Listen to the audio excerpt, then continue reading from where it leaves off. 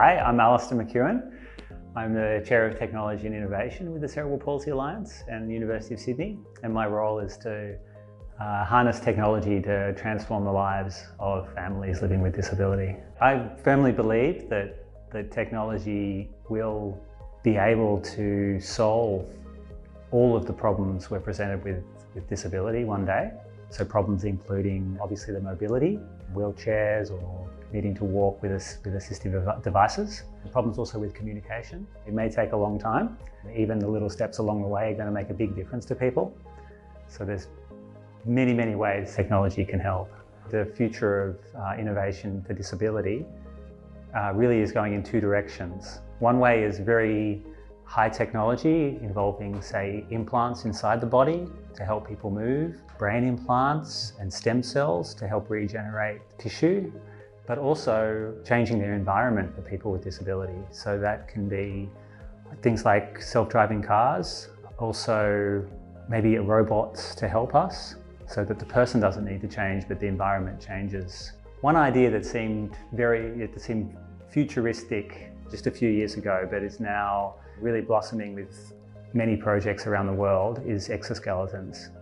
So exoskeletons started really as something really funded by the US Department of Defense for returned soldiers. And that was really the idea then, and probably the cost. And I think what we've seen is just reducing cost of technology has meant that sort of technology can be developed by lots of different groups in different areas. And if you think about the electronic scooters that we see now and electronic bikes, that technology is really what's required for an exoskeleton. Very cheap motors, electronic motors, and cheap batteries that are quite portable. So people have really taken on board that and sort of hacked that together for exoskeletons, but in a proper way. And we've really seen amazing results from trials where children who are not able to walk without assistance can walk on their own with exoskeletons.